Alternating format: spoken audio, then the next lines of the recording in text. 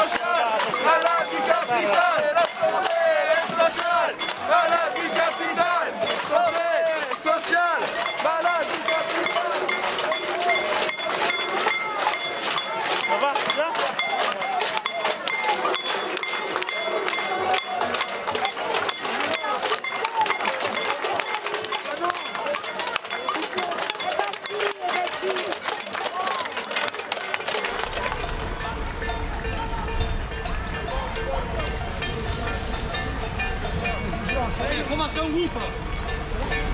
Formação limpa.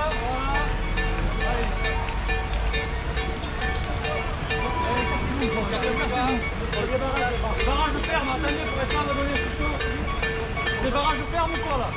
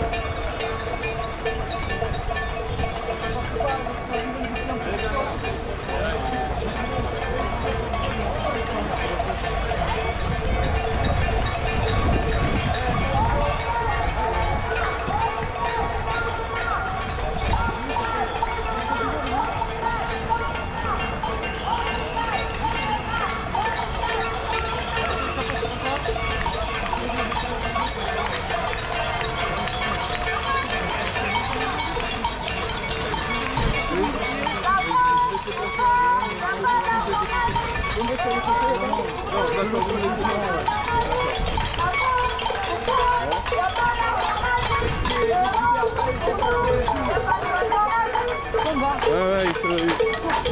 il passe pour... voilà.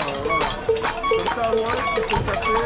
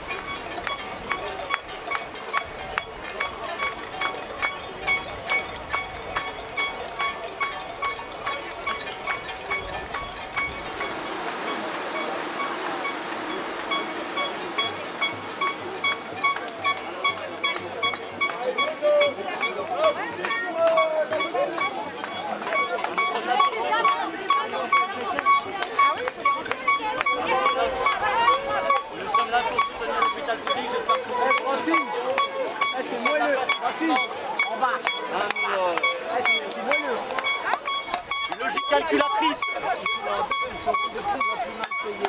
Et en plus, oui, c'est vrai, vous êtes de plus en plus mal payé.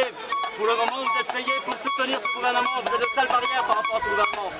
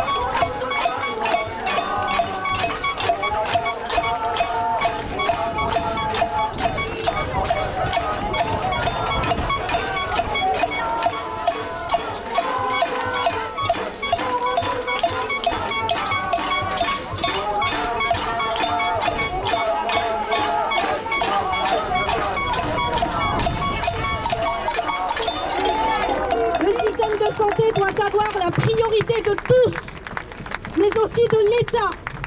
Il faut que chaque crise nous ramène à ce constat permanent.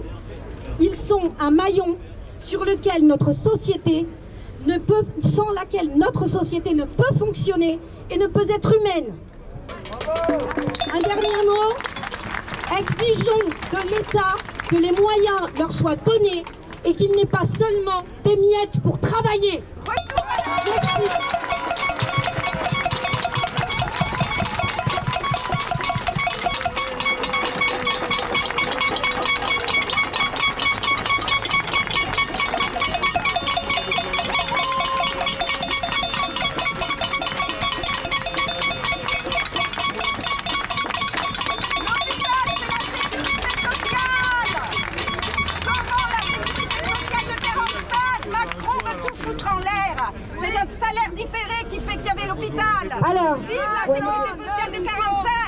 Alors, avant que quelqu'un d'autre prenne la parole, je voudrais vous dire ce que j'aimerais pour demain.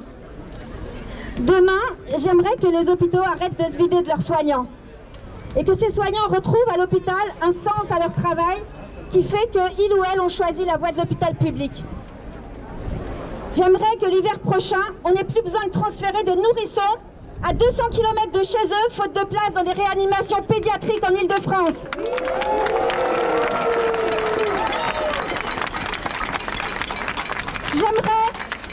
J'aimerais que tous les hospitaliers, qu'ils soient ouvriers, techniciens, agents, secrétaires, administratifs, psychologues, cadres, sages-femmes, diététiciennes, assistantes sociales, des médecins, les infirmiers, tout le personnel de l'hôpital aient la reconnaissance qu'ils méritent pour leur participation au bon fonctionnement de l'hôpital et surtout qu'ils soient tous associés à sa gouvernance.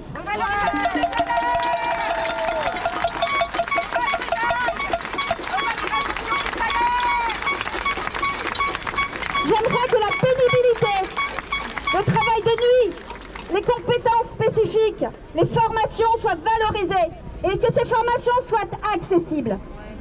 J'aimerais que plus jamais un chef de service ne mette fin à ses jours sous la pression.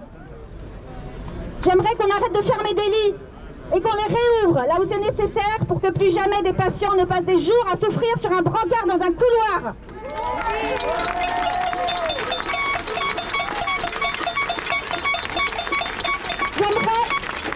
J'aimerais que le financement des hôpitaux ne soit plus lié à leur rentabilité. J'aimerais que les salaires de tous soient suffisants pour que nombre de mes collègues ne soient plus obligés de recourir aux heures supplémentaires pour boucler leur fin de mois.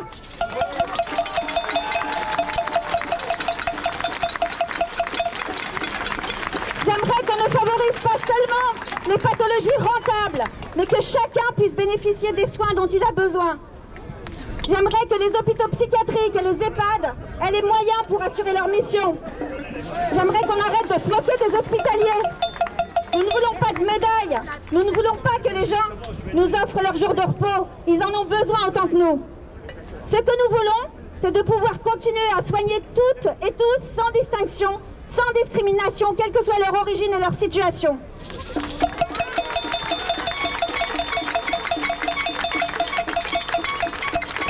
Et j'ajoute une pensée particulière pour tous nos collègues de ville qui, en médecine libérale, ont été en première ligne pour affronter sans protection l'épidémie et qui en ont payé un lourd tribut.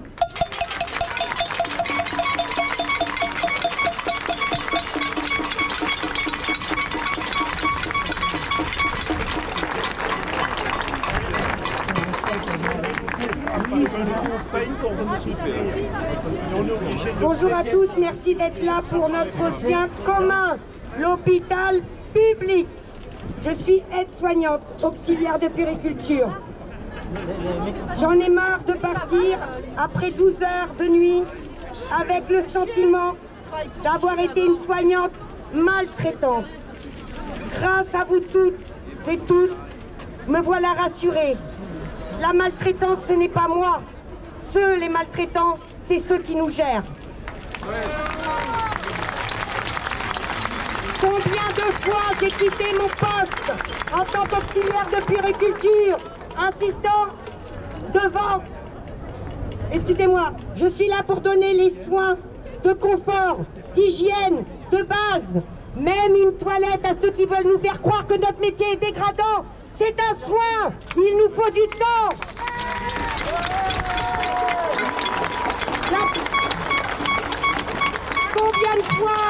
Combien de fois, en tant qu'auxiliaire de puériculture, je n'ai pas eu le temps de pouvoir donner un biberon. Nos enfants continuent à être nourris, mais en mode artificiel. Combien tout ce qui ne rapporte pas d'argent n'est pas tracé, n'est pas codifié. Une toilette mortuaire, ça prend du temps. Ce n'est pas inscrit dans nos diagrammes de soins. Parce que ça ne rapporte pas d'argent. À nous tous, hospitalières, hospitaliers, usagers, tous ensemble pour notre bien public, l'hôpital et toute la défense des services publics.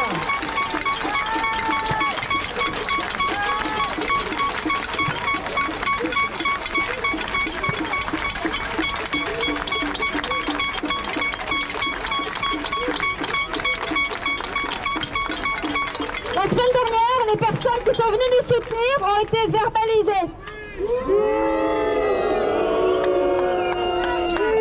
Donc voilà, il y en a de nombreux qui ont été verbalisés pour venir soutenir l'hôpital public, qui est le bien commun, qui est le bien de tous.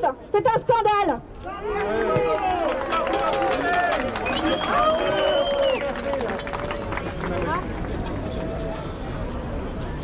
Bonjour, Christophe Prudhomme, moi je suis médecin à l'hôpital Avicenne. On a un rassemblement du même type en ce moment à l'hôpital Avicenne. Mardi, beaucoup de rassemblements ont eu lieu. Et bon, je vais d'abord parler comme médecin, puis après comme syndicaliste. Vous savez, en Seine-Saint-Denis, nous sommes le département qui avons le plus souffert. C'est là où il y a eu la plus forte surmortalité. Et quand vous avez le Premier ministre et le directeur général de l'assistance publique qui nous disent l'hôpital a tenu, non, l'hôpital n'a pas tenu. Parce que si nous avions eu suffisamment de lits de réanimation, nous n'avions pas été obligés, à l'arrache, de transformer les salles de réveil, les blocs opératoires, avec du personnel qui était volontaire, mais qui n'avait pas la qualification, ça n'improvise pas, infirmière de réanimation du jour au lendemain. Eh bien, il y aurait eu moins de morts.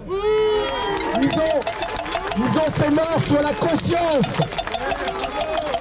Et donc, moi, je ne suis pas prêt à ce que dans les semaines qui viennent, cet été, l'hiver prochain, comme ça a été dit, on soit obligé de transférer des patients à l'autre bout de l'Île-de-France, voire en province, ou qu'il y en ait qui meurent encore sur des brancards. Donc ça suffit. Et maintenant, je prends ma casquette de syndicaliste. Vous avez vu, les témoignages sont éloquents. Maintenant, il faut des solutions. On a réclamé des postes, des augmentations de salaire et l'arrêt des fermetures de lits. On veut des négociations sur ces 3 points tout de suite.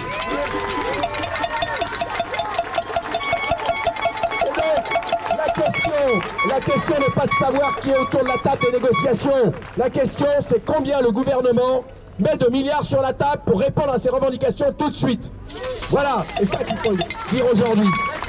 Et pour l'avenir, il faut être clair. Moi, j'ai entendu le Premier ministre pour ce fameux Ségur de la santé.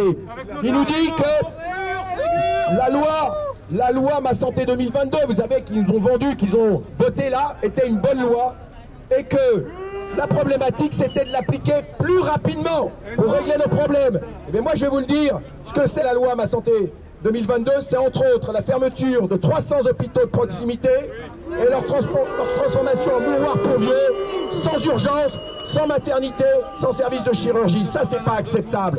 Donc ce dont on a besoin aujourd'hui, c'est d'un service public.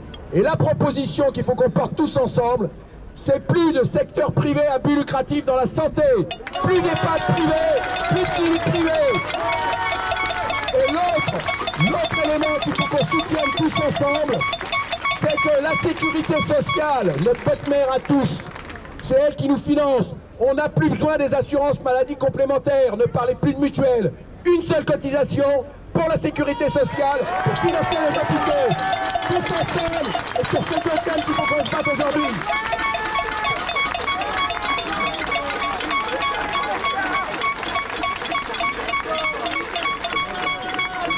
Bonjour, alors je souhaite parler fort. Bonjour à tous et toutes, moi je m'appelle Étienne Je viens ici un peu avec 2 casquettes aussi. Ma première, c'est d'être infirmier au CPOA, les urgences psychiatriques de l'hôpital Sainte-Anne. Et ma deuxième, je vais venir aussi parler en tant que représentant du syndicat Sud Santé Sociaux Paris. Alors, nous, à l'hôpital psychiatrique, on a eu les mêmes difficultés que vous. On les a eues très rapidement. Il faut savoir que nous, la psychiatrie, on nous avait même oublié dans l'attribution des masques, considérant une fois de plus que la psychiatrie, c'est pas vraiment des soins et c'est pas vraiment l'hôpital. Sur toutes les questions hospitalières, on entend des choses actuellement, il va falloir vraiment s'unir tous ensemble pour les combattre. Quand Véran dit qu'on mérite une augmentation de salaire, mais qu'on mérite aussi de travailler plus pour bénéficier de cette augmentation de salaire, c'est un scandale. Vous à la PHP, nous à Sainte-Anne, on a perdu des semaines entières de RTT il y a quelques années. Est-ce que la situation s'est améliorée dans les hôpitaux? Que dalle! C'était la même souffrance. Quand aujourd'hui on a été exposé à des collègues, à des patients aux urgences, sans les matériels de protection, on nous a mis en danger, on a mis en danger ensuite nos proches en rentrant chez nous. C'est scandaleux. Il est hors de question aussi que soient sacrifiés les personnels administratifs, techniques, ouvriers, médico-éducatifs des hôpitaux. Un hôpital, ça fonctionne avec tout le monde, pas uniquement les soignants.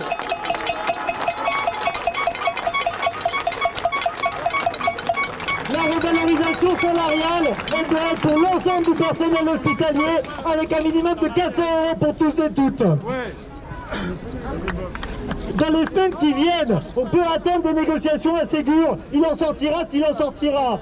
Ce qui est sûr, c'est que ce qui va faire le rapport de force, c'est nous tous. C'est nous mardi dans les hôpitaux psy parisiens. C'était de la Fontaine mardi. C'est un certain nombre d'hôpitaux psy, n'importe quoi, d'hôpitaux de la PHP, excusez-moi, aujourd'hui. C'est le rapport de force et la mobilisation tous ensemble avec les usagers qui va nous permettre d'infléchir le rapport de force. Rien n'est encore gagné, tout est entre nos mains, on n'aura que ce que nous saurons prendre. Merci en tout cas de votre mobilisation.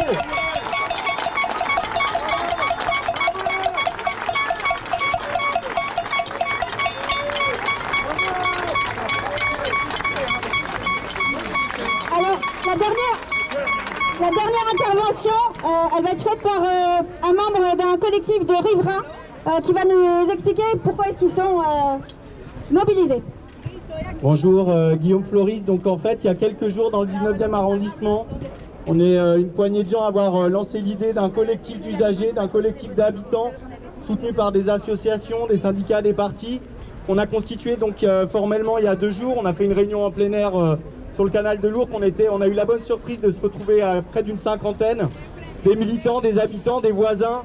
Notre propos, c'est de dire qu'on a été des milliers, des dizaines de milliers, peut-être des centaines de milliers, à applaudir les soignants, les personnels hospitaliers pendant des semaines, et qu'aujourd'hui, il faut prolonger ça.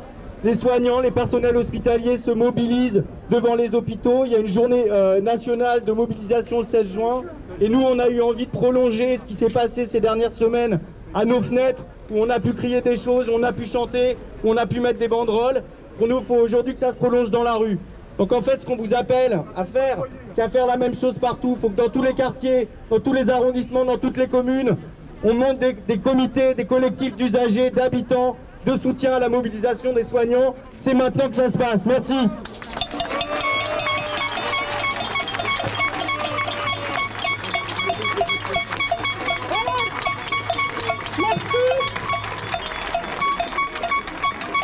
Merci beaucoup. Travailler pour un monde meilleur, même si Macron ne veut pas, nous on est là. On est là. On est là. Même si Macron ne veut pas, nous on est là.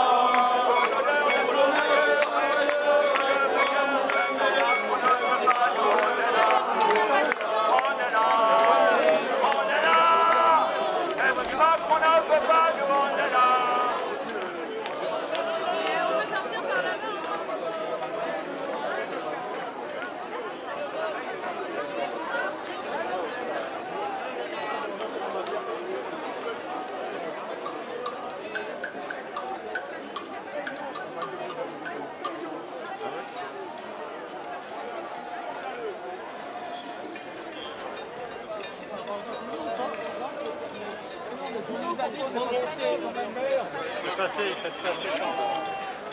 nous a dit de remonter. Non, mais je vais attendre, mais tu ne nous parles pas sur celui-là,